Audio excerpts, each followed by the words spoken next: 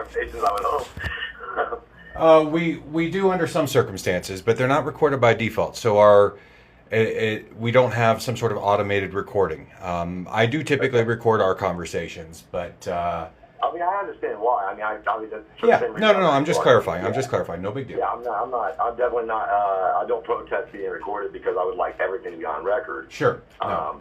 But right now, I'm just trying to find a setback for rural residential. And I think I've sent you a link. I'm looking through the zoning ordinance now. I got to get to rural residential. I think I sent you a link to the zoning ordinance before. Do you want me to send it again so you can pull all this up too, or do you want me to just look it up for you? So today is 2025, and we have really good AI lawyers now. So you just basically Westlaw and everything does all it for me. I pay for a lot of services because I've been working in the field of paralegal industry for a long time. I'm a civil rights advocate, so my life has been involved in doing case research. That being said, I read a lot of legislation, and I have been doing that for a long time, probably like yourself. And when we were choosing a parcel for the church's spiritual retreat, I was tasked with the research portion of that. So the reason you're getting a little bit of heat from me is because you're calling into question my research skills, which you're really kind of doing. And I don't know. When I watched all of your hearings now that you published on YouTube, and I've watched every last one of them. Mm-hmm. And you continuously have referred to people who are, I guess, residing in their RVs. I'm not really sure what their situations are. The people who bought a piece of property in Coconino County somewhere after COVID or during COVID, after COVID, they moved on the property with an RV or dwelled on it, maybe with intentions of building. I don't know what their situations were. Mm-hmm. And that has been 7 out of the, I think there's 12 total case numbers. Mm-hmm. 7 of them represent that particular thing. Mm-hmm. And which is good for my data because as a church, we serve this community of people who are claiming to be ran off their private properties into public properties. They're claiming to be victimized by ordinances by local municipalities. And that has been a big conversation within the church congregation. And since we specialize in the nomadic community, obviously that has been brought to our attention on numerous occasions. And so that moving forward, all I'm trying to find out right now from you, though, is the setbacks for rural residential. Okay. So, and I'm sure you're aware of this, but the property that is under appeal right now is a G zone property, not a rural residential. We'll get to that, Mark. I literally just know right now. I'll ask you that in a second. What are the setbacks for rural residential? Okay. So straight out of the zoning ordinance, the front setback is 25. The side interior is 10. The street side is 15. And the rear is 20. And that is, again, for rural residential. And that would encompass 10 to 40 acre ranchettes, correct? Generally speaking, rural residential does not encompass parcels that large. That's generally going to be a G-zone parcel. So the 10 to 40 ranchettes are not. So I wouldn't be able to find 10 to 40 acre parcels that are rural residential zone, then, right? Most likely not. No, most likely not. So yeah, they would all be when you read it. And I'll give you my line of questioning. Why? Because obviously I'm a researcher. And I'm not really trying to fight the law. We researched it beforehand, Mark. So mm-hmm. I find I'm a little offended that it almost seems like you're going against poor people, and that's something that I would definitely want the courts to decide if you guys are going against poor people. But that's kind of how it looks like on a surface level. I'm not saying that's what you're doing, but it looks like, right? But that being said, what does rural residential encompass then? Let me just read you the definition since it'll be a little bit easier. So, rural residential is, let me see, pull up the zoning here. So that's under section 2.2 of the county zoning ordinance. And that defines the purpose of general, agricultural, residential, and rural residential zones. This is all available to you. You can I can email this. I know it's all available to me, Mark, and I don't want you to quote everything. You remember I was at a hearing. I mean, I asked you to quote the same thing 3 times. He didn't seem to want to, and I don't blame you. So I'll tell you. I mean, I'm a college educated folk, and I'm sure you are too, right? We're both college educated. Do you want me to? I can just take a PDF of this, and I can email you the PDF, so you don't even have to pull it up on the web. You just have it in your email. I mean, I got it, though. So what I'm trying to understand is you're telling me that 10 to 40 acre ranchettes are not encompassed in the rural residential, that they're typically G, right? To my knowledge, that's correct, yes. And from my understanding, G, general, is not a zone, it's actual a land use type. Is that incorrect or correct? To my knowledge, that's incorrect. Okay, so from my understanding, that on a G, that is the parcels that are not zoned otherwise, and you can do both agricultural as well as residential on that type of property. Is that correct? No, G general zone is a recognized zone, and it has its own. You cannot do agricultural on it, because that wasn't the question. Well, so we're kind of twisting words here. So, like other zones, G general zones have their own defined parameters, and they have their own defined performance standards. Some of those may overlap with other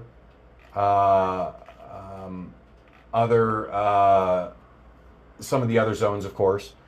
In this particular case, agriculture, residential, and rural residential. But because there is some overlap, and understand, Andrew, I'm not a planner. This is not what I do for a living. I run the counties. Bob Short is a planner, right? He is, yes. Oh, awesome. So I just talked about Short. So I'm going to make sure that, because Bob Short told me he's a building guy, but it says principal planner on your directory for Bob Short. But I'm wondering, did you have a meeting this morning about me? No, we did not. I saw your email, and Planning and Zoning had their normal meeting, but there was no meeting about you or the Church of Common Good.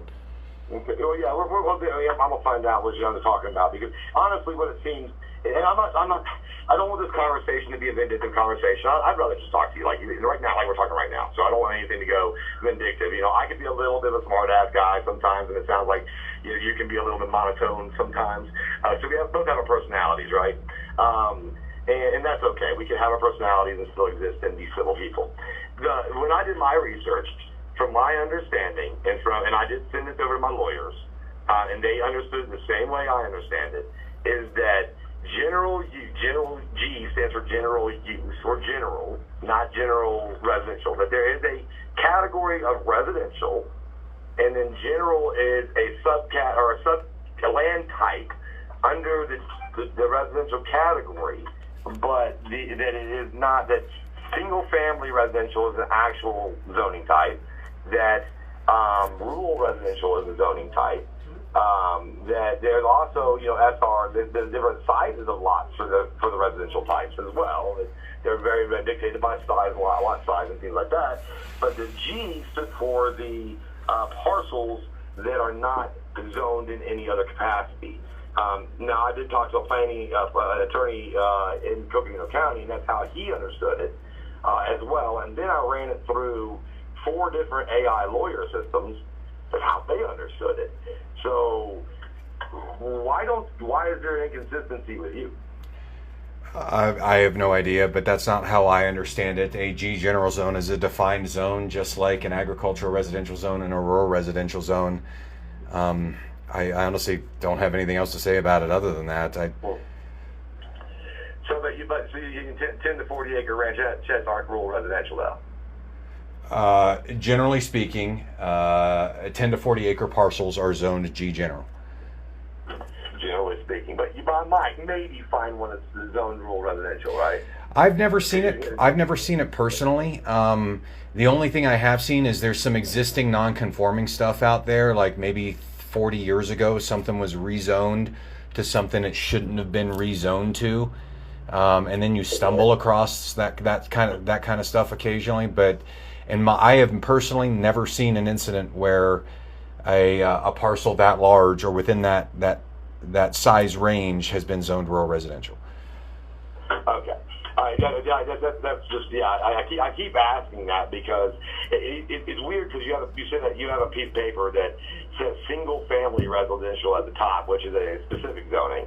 This is evidence that you submitted to the courts about us, and it said single family residential, and then general on it, which I can't see how single family residential and general are synonymous, and I'm trying to figure out where you're finding the information that those are synonymous. I see. So, single-family residential type or zones describe a broad category of zones, including any zone that is defined as something for a single-family residential use. And this is coming straight out of the zoning ordinance. I'm not a planner. I didn't write it, but that's my understanding. It's a category. For example, an equivalent would be if something were zoned heavy industrial. Well, that would be a type of commercial and industrial zoning, a different type of category. But in that particular case, commercial and industrial would define a category of zoning, and a broad overview of its intended use is defined in the zoning ordinance.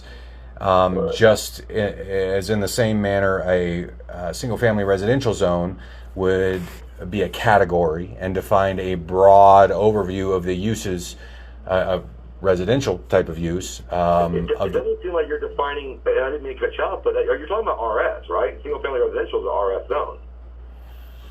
So there are zones under that category. So under residential zoning, single family residential zoning, that are in themselves called defined the specific zones as single family residential. So RS. Right. Some of the smaller zones in there too, yeah. But that's 8,000, 36,000. I understand RS zones. Sure. And they have like setbacks of like 10 feet to 20 feet, depending on how the size of the lot, and where the setback is, whether it's roadside, is landlocked. That's I read it. That's what Mark. So you can understand my confusion, right? So yeah. Here's the confusion. So when we're setting up, when the church says, hey, find a property where there's this thing going on in America where people who were once considered homeless, we were going to Walmart lots and feeding people and doing ministries in Walmart lots and, with the homeless people. And now what's going on now is that people, they got money after COVID, I guess, maybe EDD money or whatever the heck, I don't know. But the vast majority, a large portion of people who were considered homeless ended up being in vehicles and RVs and buses, vans. They were sheltered. That's mostly because there was a shelter-in-place order ordered by the government. I'm sure you remember that, right? Yes. Okay, so you're familiar with what happened. So there was a governmental order telling people who were living outside that they had to live inside, so they bought vehicles because obviously they can't get a house. So, and we can talk about why later on. But I'm sure we will in our court hearing. But we won't do that today. What the point is that the church said at a board meeting, hey, we need to reach these people. No one else is reaching these people. They're going to these what we would call demonic type gatherings, but you might not believe they're demonic type gatherings, but that's what they're spending their time at because the church isn't reaching out to them. How do we reach out to them? Well, you want to do I-10, I-20, I-40, I-80. That's the conversations that our board has. They decide on I-40, right? So then my job as a data analyst is they say, okay, find us a property. What zone would work for us? So I say, what are we doing? Spiritual retreat? Are we building a building there? Are we building a church? What exactly are we doing? No, we're not building a church. We are going to have a place for them to come and gather and worship. We'll have a stage area, like a place where our ministers and evangelists can come from all around the country, and we can do praise and worship and things like that. I mean, that was like a revival. I was raised Pentecostal. We call them revivals. But the bottom line is that was the discussion we had. So when I sent it over to the lawyer said, well, find yourself something that's general G, and that will work. So that's a sure. I'm going to find something G, and I go and find something G. Now, I did read the code you keep bringing up.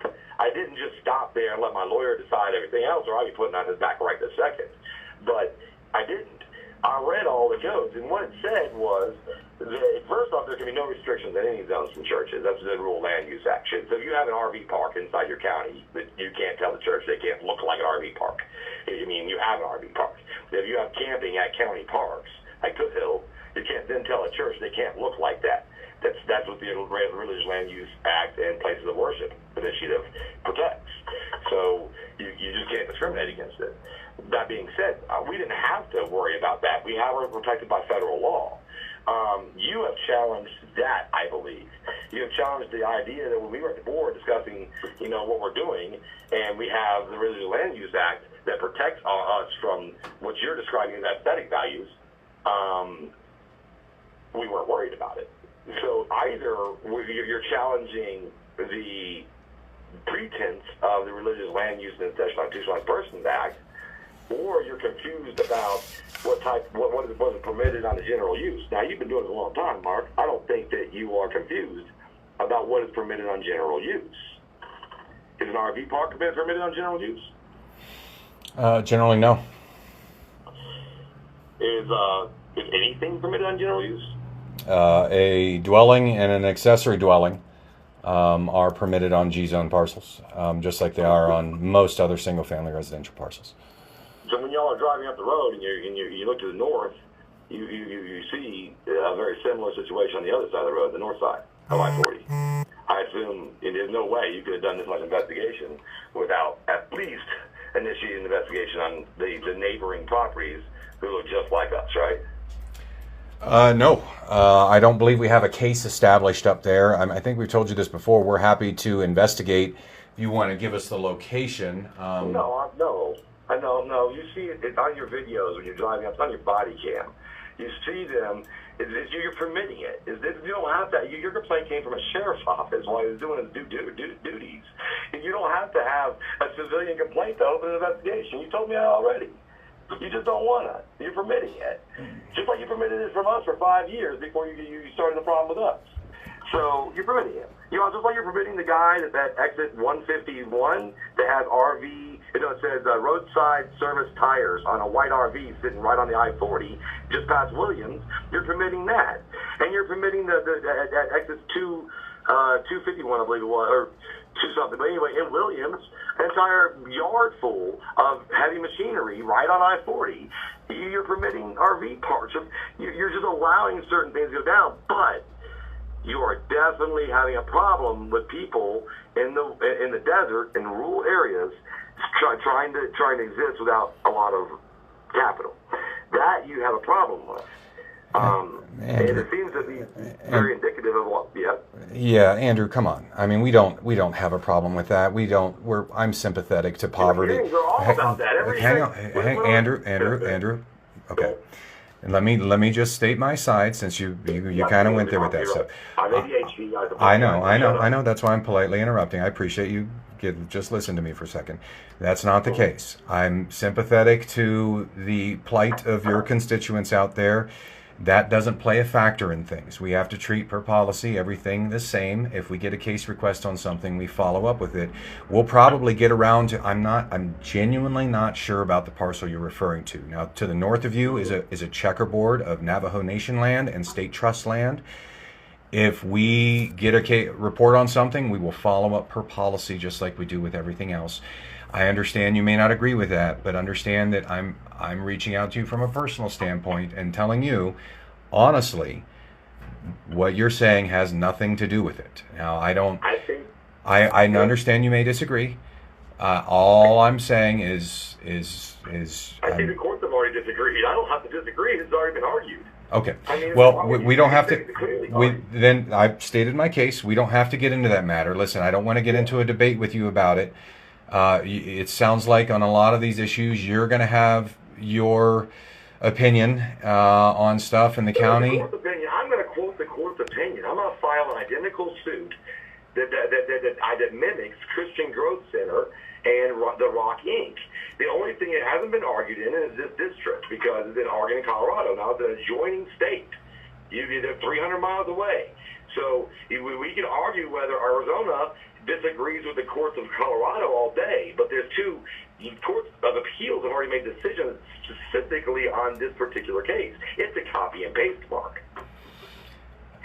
We'll have to leave that for the appeal process to determine. The Board of Supervisors has to perfect their decision before I can file.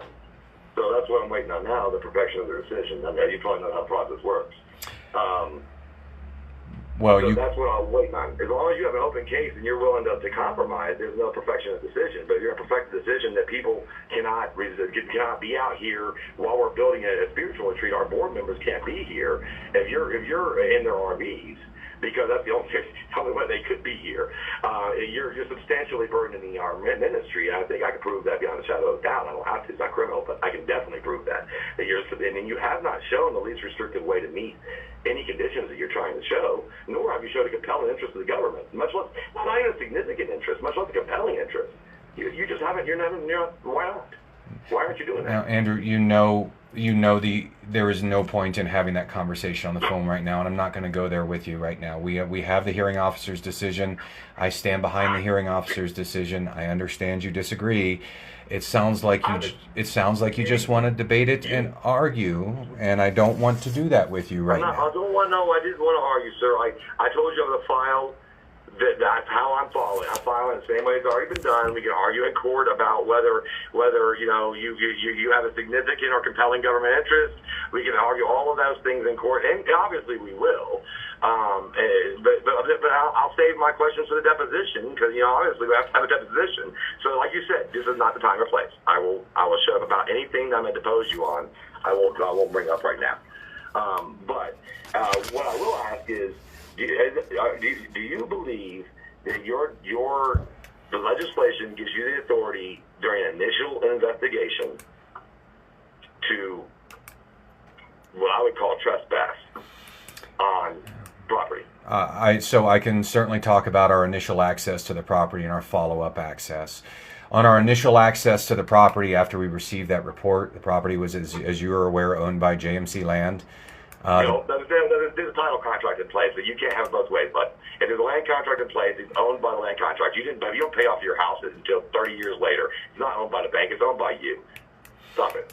Well, there was no recorded deed with the Church of the Common Goods there's a land contract in place. You are certainly welcome to argue the legality of that, but I don't accept it. Sure. Let me finish now. The property was wide open. We could see issues from the BNSF access. We drove unrestricted onto the property, and we spoke with several individuals we saw milling about the property. We were concerned for health and safety issues, and we were able to access the rest of the property. We could see lots of RVs, travel trailers, fifth wheels, etc., spread around the property. At that point, again, we had unrestricted access, and we were concerned there might be health or safety issues or people living them, as been reported by the Sheriff's Department. What do you mean by unrestricted access? There's a fence and a gate. There was no gate. The property was wide open at the time. We wouldn't have gone through a gate, nor do we have the means. Okay. Well, I mean, you have video of you going through the gate that's locked. That's the east gate. So we have video of you doing it. So why would you say you wouldn't go through a gate? We wouldn't go through a gate. Now and that's good that you said that. I mean, I appreciate you saying that because I have video of you doing it. We did not open your gate at any time. You squeezed through a locked gate. No. I video you doing it. When we walked up to the RV out there as well, that there is unrestricted access to it, and like I said, we could see it from the road. So you can make that argument all you want, but I mean, obviously I am. That's what I'm telling you. I'll give you discovery to anything that I'm gonna argue, Mark. I don't play shadow stuff like the government does. I'm very open and honest about what I do. I did not. We did not invest 5 years into a property that is perfect for our church worship grounds. To have somebody come and give me a bunch of you say there are people in church do this. They'll pull up something from Isaiah, and they'll pull up something from Revelation, and they'll pull up something from Corinthians, and they'll try and show how they're all related. You don't have really a true course here. You're arguing that general use is residential. Your paperwork says single family. But again, we'll save this for court. My question was, so you do believe that you are permitted to enter private property with no warrant and no permission on your initial investigation? Under some circumstances, if access is unrestricted, we can make access. Under some circumstances. And we'll see if those circumstances exist. All right. Yes, you're saying some circumstances. I don't want to argue with you. I agree with you. In some circumstances, you are. Like if there's an emergency, then yeah, I don't disagree with that. Public health emergencies, 100%. So we will see if that meets that criteria. The other question I had, so you show public access on you sent me over a survey map. Correct. Of the 50-foot ingress and egress, I believe it was, from the railroad track or Purple Heart Trail, or... I sent you over the survey, and you can determine. Okay. Well, I mean, obviously, we're going to determine it because I can't determine it, and you're not telling me. It's not up to me to do that. You know that. The recorder's office is available to you as well. You can pull up any documentation I can. I've obviously talked to everybody in your other department, or everybody who answers the phone, and talked to me on record. But we're talking about the recorder's office. We're not talking about community development. The recorder's office houses all those documents. Yeah, the recorder's office, the cartographer's office. I'm very familiar. Okay. I actually specialize in GIS mapping. So yeah, we are on the same page, but it basically, all right. So you attest that the dirt road is public access, BNSF railroad. It's weird because it says no trespassing right there as you turn left off the main road. It's owned by BNSF, and they put that sign up there. So it's strange that sign would be on a public access road, isn't it? You can look up yourself, as you're proficient at. You can look up yourself the legal access available via an ingress access easement, egress access easement, as shown on the survey. So you can look all that up yourself. You're right.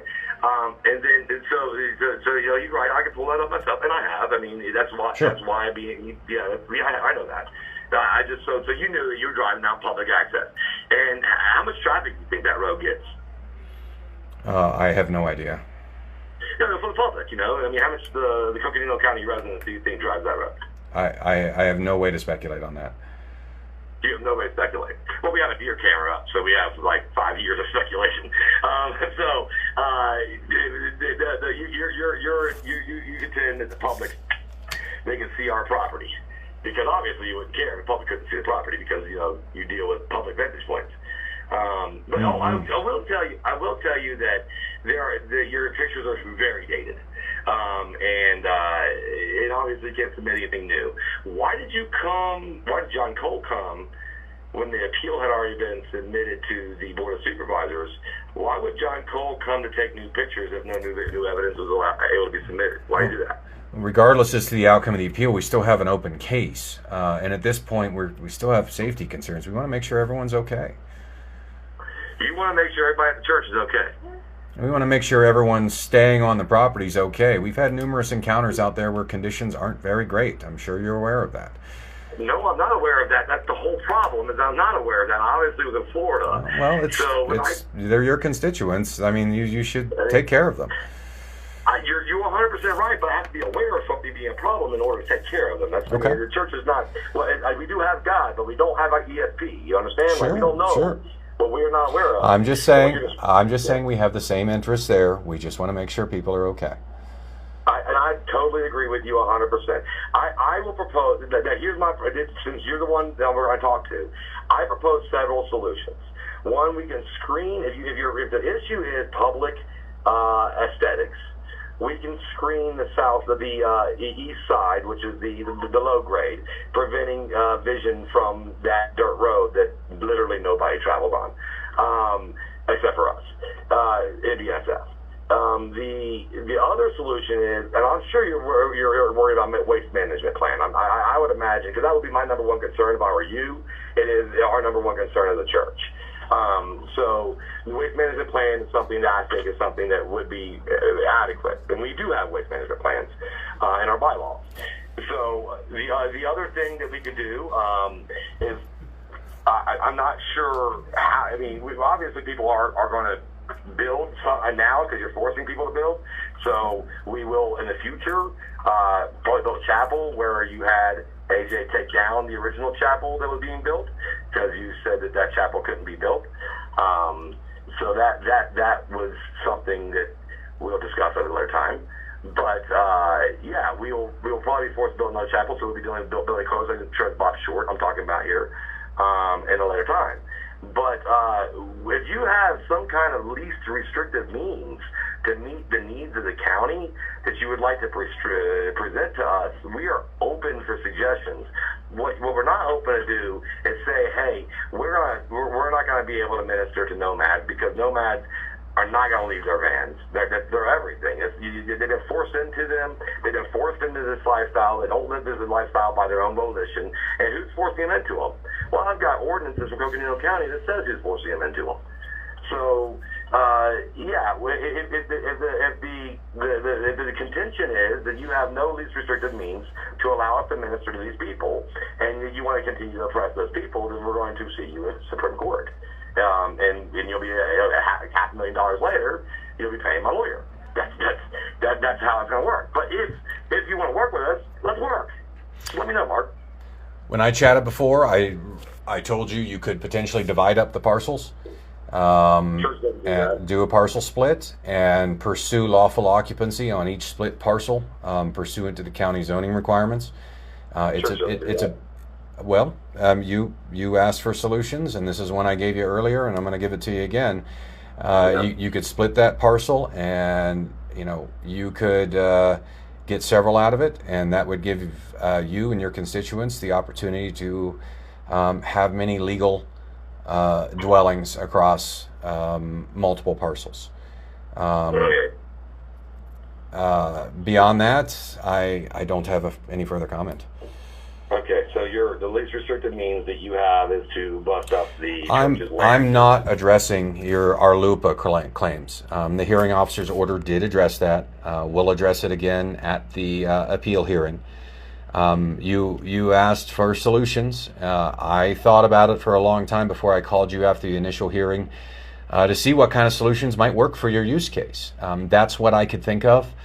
If it were me, I could think, hey, I could probably at least get 4 parcels out of this. On those 4 parcels, I could lawfully permit, if there's no other dwellings, I could lawfully permit 1 RV as a permanent residence, and then I could possibly work on getting permanent dwellings on those properties and septic systems, et cetera, over time.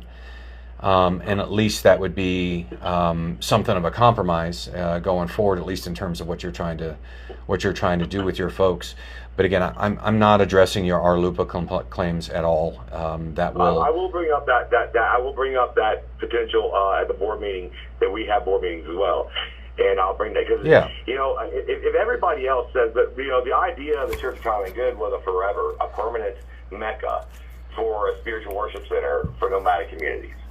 So if the idea now is to parcel it out to the board members, I don't know how much difference. I have to weigh that. Obviously that's implications. But when you go back to Andrew to what how you were kind of tasked with finding the correct zoning, I mean, in a sense, like you weren't.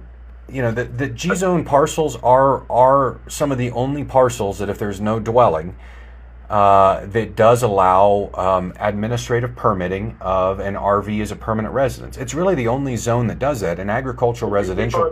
What is a permanent residence to you? Because the IRS says if you're somewhere 6 months, you're a permanent resident. Well, and again, hang on. I'm referring back to the zoning ordinance. So if you have vacant land, you can take a single RV, and we've talked about this, and I watched your case with Bakers too, the ones that they had a real nice RV, little area camping family they had. Sure. So I watched that case of yours. So I do understand it's not all about poverty, because they have like stamped concrete and pergolas, and I get that you are being equally. I just want to give you a kudos, a pat on the back for the attaboy, because that person was obviously had history working within the government of Coconino County, and you weren't being discriminatory, but you did have several neighbor complaints, which is a little different. Oh, are you talking about the Hassett case? Hassett, yeah. Oh, okay. Yeah. I remember the Hassett case. Mm-hmm. Yeah. That was not dissimilar. It was there was a true, that was a very much a campground where they would kind of come and go. But their parcel. I can tell by the way that testimony went on that there was going on that was there. I understood what was going on with that. Mm-hmm. We're not not being deceptive. I'm not being deceptive in any way. We're not entirely rich. I used to work for the Department of Defense, so I mean, you know pretty much what I made. We put all of our chips into the church. Yeah. And I got a calling from God that this is what we were supposed to do. We saw that there was a homeless crisis going on in America that we needed to try to solve or help. Can't solve the homeless crisis, but help with people who are experiencing homelessness and show them a pathway to God. And that's something that we have we pride ourselves on doing, and we mostly have done it on the RV missions since 2018 is when our SOA program began. The board members have basically been traveling the country in RVs, spreading the word of God. So you kind of see how organically, when COVID hit, the events shut down. There was people weren't out in the street. You can organically see how sandstones, we call it sandstones, how sandstones happened. It happened because the church needed a way to reach people who were now in vehicles. So you can see organically how it's happened. Now, it sounds to me like there's another zone. It sounds to me like what you're presenting me is that during my research, when I asked the lawyer said G-zone is fine. Look for G-zone, and I find G-zone, and I find the perfect property, and everyone's like, yes, that is exactly what we're looking for. Are we allowed to do what we're doing? We send it back to the attorney. The attorney says, absolutely. As long as you get permits for everything that needs to be built, everything that requires permits, absolutely. It sounds like you're contesting all of that research and all of these experts, 5 years down the line with the 13 board members and then invested over 6 figures into the property. Then you said, now you just can't do it. And I think that what the position it puts us in is like, we call it Blue Ridge Mountain. Are you familiar with the old Grateful Dead song, Upon the Blue Ridge Mountain is where I'll make my stand? No, I'm not, but I think your quote is pretty self-explanatory there. Yeah. So the church looks at it like upon the Blue Ridge Mountains where we'll take our stand. And historically, this has been, there have been extremely volatile situations from government overreach into church function. I mean, I'm sure you could look back in history and name dozens of them like I can. Well, give me an example. What are you talking about? I mean, wasn't Waco like that? Waco was. I mean, he had guns, he was marrying little kids and stuff, so he was doing immoral stuff, but ultimately the government ended up spawning and wasn't Ruby Ridge like that too?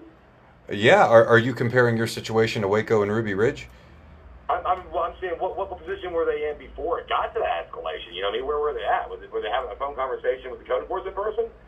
I have no idea. I don't either, but I do know that when the church says we have a church function, some people become very religiously, spiritually attached to a Mecca. And I think that when I'm talking about sincerity of beliefs, sincerity of doctrine, and I felt at the very beginning of our conversation that you felt that our doctrines were insincere. Maybe I misread that.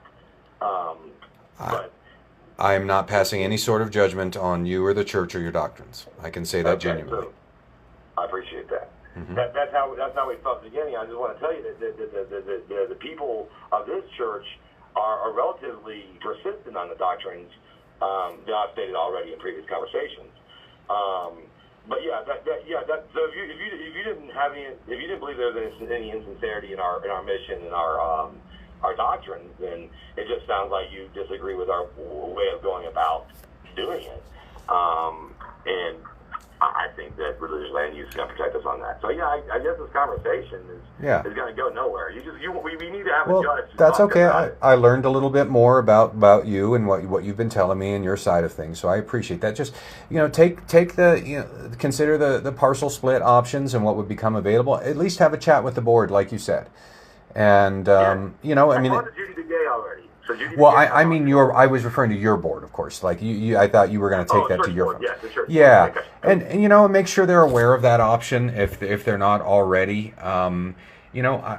based on what I've seen and from everything you've told me, sure, it would be a compromise on your end. But there may be a legal path forward. And again, a G zone is the only place you can really have an RV as a permanent residence. So, when you originally found that, it's certainly way better than any other option for what you're trying to do.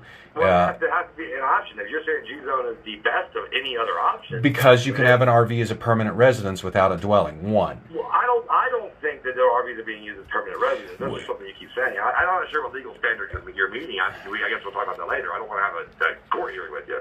But you keep using the word permanent residence. Kind of like I'm using zoning ordinance terms to refer to occupancy of an RV for any purpose at all, really. Anything other than just parking it, sleeping in it, using it as a kitchen, stuff like that. I mean, that would make everybody at Tut Hill campground a permanent resident. Well, Tut Hill is a campground. You can camp in your RV there. Sure, so that means you can at church too. Then that's what I'm saying. I think that we're gonna hit head because Yeah. No, it's okay. It's a discussion. It's okay. I mean, there's. I think we'll all learn from it. Sure. Because the Castle Rock, Colorado case was only 2022, and I think the Christian Growth Center, if I remember right, was 2023 was the settlement. So then, and I can't. In all of my research, and I'm good at this, I can't find a dozen cases that have come up like this. Mm-hmm. They all seem to happen after COVID. And so, which is indicative of the data. The data suggests exactly what we're hypothesizing, that political subdivisions are coming against churches for doing what churches do, and that's feeding the hungry and clothing the sick, and clothing the naked and healing the sick. And I think that the governments are. That's my standpoint. I think that you're reaching into what is our ball game. I mean, when you fail your people. We're here to pick up the pieces. You can't feed them, we feed them. You can't house them, we house them. If you can't take care of your own residents, the church is here to do it. And for you to come in and tell us how to do it, I mean, you fail already. That's the reason they exist, right? There wouldn't be no homeless unless you fail. You failed already. Well, Andrew, I'm going to have to get going here because I got to deal with some other stuff. I bet you do, Mark. Well, I mean, this is great. This is a recorded conversation. My position is y'all failed the people, your constituents, and you want to then fail the church at allowing the church to do what the church does, and that's pick up the pieces when you break people apart. So we'll see what the court says about it. I appreciate your time, Mark. All right. Well, you have a good day, Andrew. You too now. Bye.